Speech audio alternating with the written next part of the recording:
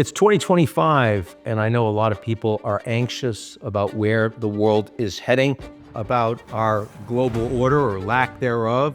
There is so much more uncertainty and volatility in a world that is moving fast, with big countries that are more at odds with each other and with fewer rules of the road that leaders, companies, and societies are adhering to.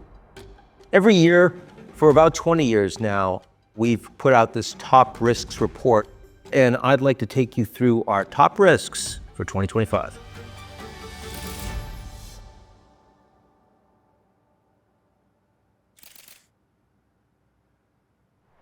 Number 10, Mexican standoff.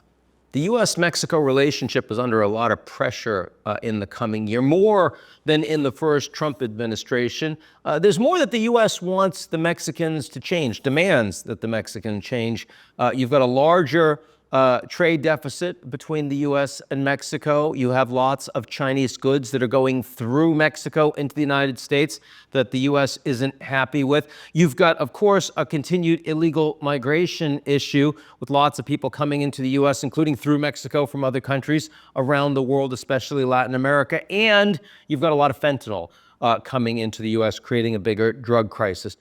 Claudia Sheinbaum, the president in Mexico, is aware of all of this and wants to come to a deal with the United States, but it's going to be more challenging than she thinks, in part because there's so many issues, in part because Trump has consolidated power to a much greater degree this time around, and also in part because her former president, AMLO, had a pretty good personal relationship with Trump. And Sheinbaum, as a scientist with a PhD in environmental studies from Berkeley, has all the demographics that you know are going to be really hard for Trump to get on with personally. Plus, the peso is in trouble in Mexico because of hangover policies from that last AMLO administration, constitutional reforms like judicial reform that the markets don't like. So they don't have a lot of flexibility to get things wrong. Ultimately, the U.S.-Mexico relationship will stabilize again, but this year is going to be challenging for them. Number 9. Ungoverned spaces. In a world that lacks global leadership, actors can act with impunity, and a bunch of places that you would like to have proper governance don't. Now, it's not a high-level risk because so many of these places don't have big knock-on effects on the major economies in the world, but they're growing and it deserves our attention. In the Middle East, we're talking about places like Syria with a difficult time for HTS to consolidate power now that Assad is gone. Yemen, of course, with a civil war. Gaza following the war with Israel, but still dealing with an occupation. You've got Sudan with tens of millions, literally tens of millions facing severe distress on the ground following their war. Across the entire Sahel in Africa, Myanmar in Southeast Asia, and even in America's backyard, Haiti. Larger and larger numbers of territories with populations that are incapable of being governed properly and stably. That will create more radicalism. It will lead to more forced migration around the world. There's also ungoverned spaces outside of individual countries, like in near-Earth orbit and under the sea, where lots of countries and non-governmental actors are also acting with impunity and refusing to accept international governance and international cooperation. That's why we see the Red Sea is less passable than it used to be as the Houthis are popping rockets off at those trying to go through. It's, when you look at cables for fiber and gas pipelines that suddenly get blown up by the Russians or by others, it's why you're going to have difficulties with potential satellite crashes as more and more companies and governments are putting up rockets into the atmosphere, but aren't coordinating with others as to where they are and how they're operating. All of that means less public goods, less globalization that works for the benefit of all, more fragmentation and more conflict. That's risk number 9. Number 8, AI unbound. And of course, this is the most exciting new technological development in the world, unlocking a massive amount of human capital and industrial innovation. All good things. But that money, investment, the energy, the compute that is going into developing AI is far, far greater and faster than the regulatory environment to try to ensure that it's channeled for productive and sustainable outcomes. The early stage regulations that we saw are going to be unwound to a degree. The executive order on AI by the Biden administration, done together with systemically important AI companies in the United States, will likely be unwound by the Trump administration. In Europe, there is a lot of regret over focusing too much on regulation, not enough on growth and innovation. The US had a nascent conversation with the Chinese on trying to ensure that we don't get involved in an AI arms race. That's probably going to break down, and it wasn't going very far last year anyway. The Americans, the Europeans, have a transatlantic dialogue on technology and economy. That's probably going to fall apart too. The best way to look at this is the Brits last year had a summit that was going to plant their flag on how they were going to matter in AI. It was called the AI Safety Summit. This year, they're rebranding it. It's the AI Action Summit. All sounds great, except for when you're using AI in ways that are dangerous. And that will be true between the Americans and the Chinese as they start fighting in a new potential Cold War around these issues. It's going to very quickly become confrontation. And also, as individual actors use open source AI to figure out how to disrupt markets or to assassinate people. This is coming faster than you think, and we're only going to realize it when the crises hit. The number 7 risk is Beggar Thy World. The United States and China, the two largest economies in the world, are exporting a lot of their economic and political concerns, and it's going to hit other countries harder. What do I mean by that? Well, the Americans are unhappy with how globalization has been running. They want to ensure that there are tariffs on other countries that get more production back into the United States. And they also want their allies to work a lot less with China as they move to decouple that economic relationship. The Chinese have a serious problem with economic growth. It's substandard, and their consumer model has really underperformed. That means that the only part of the Chinese economy that's going gangbusters is their export manufacturing, which is very cheap and is leading to trade surpluses with pretty much everybody. You get caught in between that with the US-China relationship in itself is more fractious, other countries are going to face difficulties. That's on the back of the pandemic with interest rates that are higher, with indebtedness levels that are higher. They're going to be extremely constrained. We've already started to see this with Brazil that had some difficulties just in basic fiscal management, and the markets punished them dearly, and their currency took a big hit.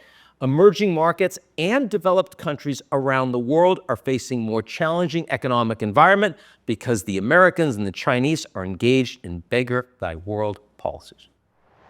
Number 6, Iran on the ropes.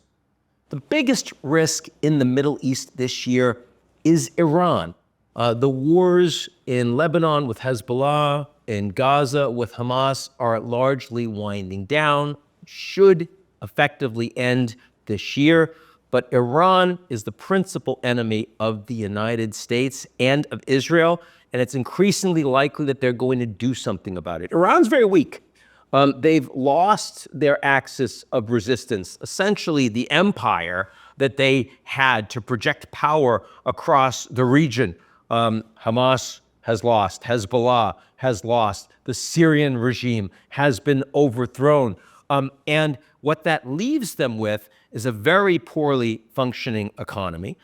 It leaves them with an 85-year-old ailing supreme leader with no clear successor and a very restive and angry population. Now, their military is willing to use force to ensure that stability is maintained, but the people are getting angrier, their story is getting worse. Reminds me a lot of the Soviet Union, not in 1991, but back in '89 when the wall fell. And this time around, there are some countries that are prepared to nudge them towards falling. Israel sees this as a unique opportunity to take the Iranian capabilities out, with an understanding that Iran can't do much to Israel in response. And the Americans are certainly thinking about helping them, especially when we talk about their nuclear program. So we're going to see more risk with Iran. We'll certainly see Trump putting much more economic pressure, the Israelis engaging in more espionage and targeted attacks. Whether or not that leads to all-out war is an open question. But when you look at the Middle East, the biggest risk in 2025 is Iran. Risk number 5, Russia still rogue. There is a reasonably high likelihood, more than 50-50, that a ceasefire between Russia and Ukraine does actually come into effect this year. President-elect Trump has said he can get it done in 24 hours. He exaggerates occasionally. It will take longer than that, but he will put a lot of pressure on Ukraine and Russia to do or deal or else. And he will have support from most of the NATO allies in getting that deal done. The Ukrainians don't want to lose aid from the Americans. The Russians don't want to be facing tougher sanctions. And both of them know that they need a breather because they're running out of capacity to continue to fight this war effectively. So that all sounds good. Why is it a risk? It's a risk because a ceasefire is not a breakthrough settlement, and the Russians will still be under massive sanction from the West. They're still going to be seeing a Ukraine armed to the teeth with continued support from the Europeans and the United States. And Russia will still be engaged in asymmetric fighting against NATO states on the front lines, like the Baltics, like Poland, like the Nordics. And here we're talking about not only efforts to destabilize those countries by using Telegram and paying off people to engage in arson and other sort of vandalism and even assassinations, but also willingness to attack critical infrastructure. Plus, the Russians are doing their damnedest to continue to have influence in their own near abroad countries that are more aligned with the West, like Georgia, like Moldova. All of this means that Russia, not as much of a risk as we saw in the teeth of the war in 2024, but a very significant one in 2025. Risk number 4 is Trumponomics. We're talking about two big areas. First is tariffs. Trump really believes that tariffs are a consistent policy to be used to benefit the U.S. economy and national security. It's one of the few ideological policies that he has held firmly, not only from his first presidency, but frankly for his entire business career. And that means we are going to see an implementation of those tariffs against China, as well as against allies. Some will cut deals, but not all of them, particularly not the Chinese, and the economic impact will be significant. Secondarily, he was elected on the back of removing illegal immigrants from the U.S., and he absolutely intends to get that done. Will it be 15 to 20 million? I doubt it. But 1 million in the first year, very plausible. And that is going to be supported by a lot of Americans, but it's also going to cause costs because these illegal immigrants are consumers. They're taxpayers, Medicare, Social Security, local taxes. Also, they're inexpensive, and the labor replacement will be inflationary. That's good for a lot of American workers, but it's problematic for the economy. So both of those are risks that we're going to see play out over 2025. Now, there are also things Trump will do that are market positive. For example, we're going to have a rollback in intrusive regulatory policy. Taxes will also be extended at a low level. Those 2017 tax cuts for corporations and for high net worth individuals, that will continue. But those aren't enough to have an impact that will overshadow the challenges of tariffs and illegal immigration deportations, in part because the low-hanging fruit has already been picked in the first term of Trump, and also because the macroeconomic conditions are much more difficult this time around. You already have American corporate stocks trading at much higher multiples. Debt levels are higher. Inflation is higher. It's just going to be harder to move the needle. So on balance, Trumponomics market negative for 2025. Risk number 3 is US-China breakdown. These are the two most important economies in the world. It's the most important geopolitical relationship in the world. There's no trust between the Americans and the Chinese. That's not new. But the relationship has been managed in a comparatively stable way over the last year.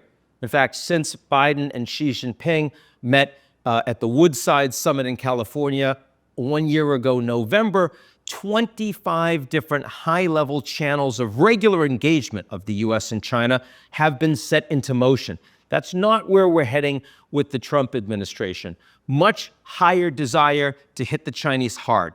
Hawkish orientation towards China on technology, on trade, and on security from almost all of the appointees that Trump has in key ministries on the economic side, as well as national security. Now, Trump always likes to consider if a deal is possible. You saw that even with Kim Jong-un when he was president the first time around. Is he willing to talk to Xi Jinping, who he says is a very smart, very strong leader that he respects a lot? Of course he will. But I don't believe that what the Chinese will offer, like buying some more soybeans or some Boeings, if there were any available, is adequate or sufficient to get a deal done. Elon Musk, maybe if he's on that first call, maybe he wants to stabilize a relationship, but ultimately Republicans in Congress and the entire Trump administration are oriented towards a new Cold War, decoupling the U.S. from China economically and expanding the area of tension and concern to include a broader definition of national security sectors, also pushing allies to hit China in the same way.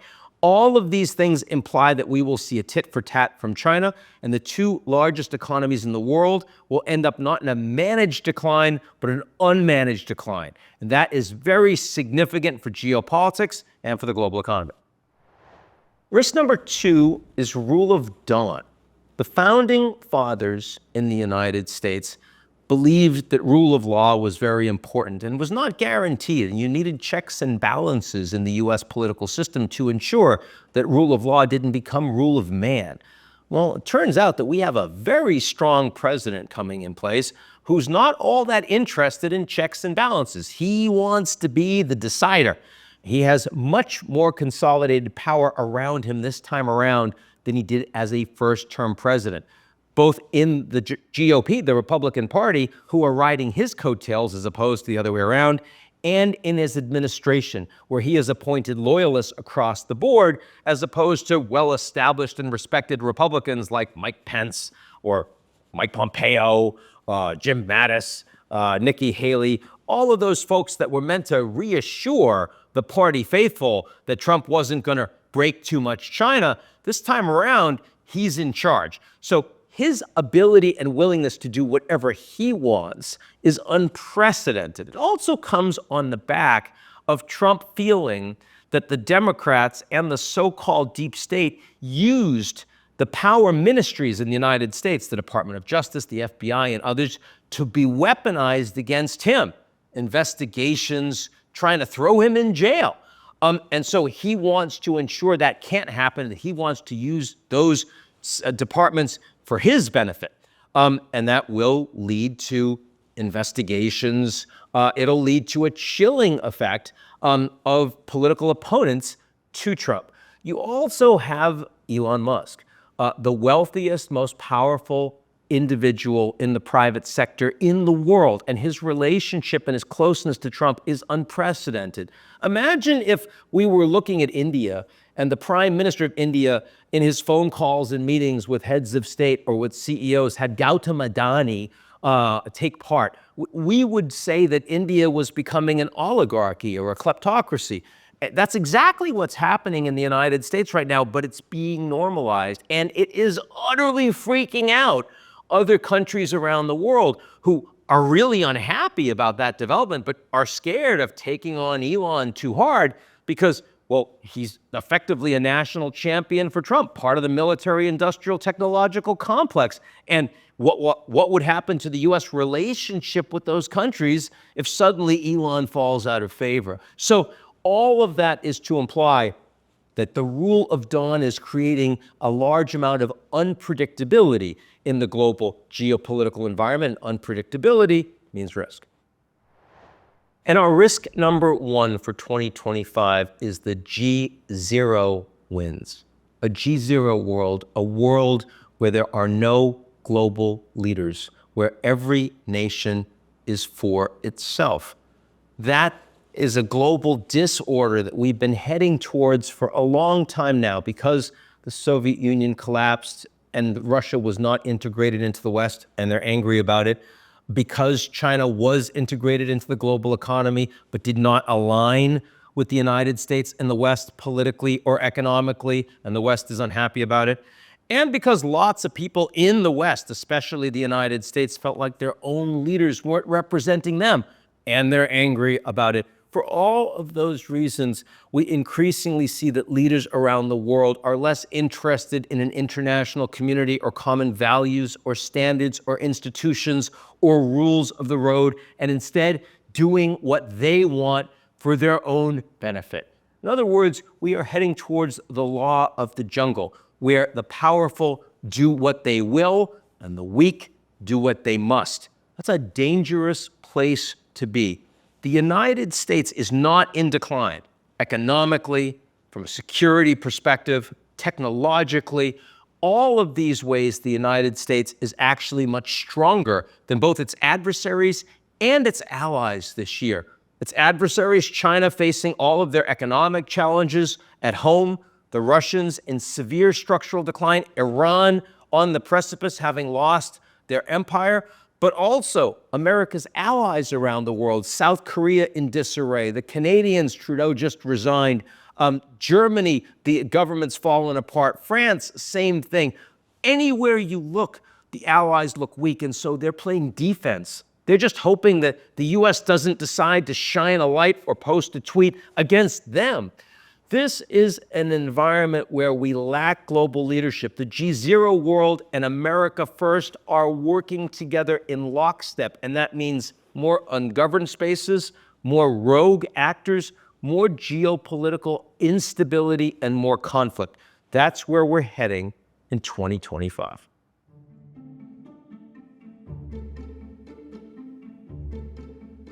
Want to dive deeper? Become a Big Think member and join our members-only community, watch videos early, and unlock full interviews.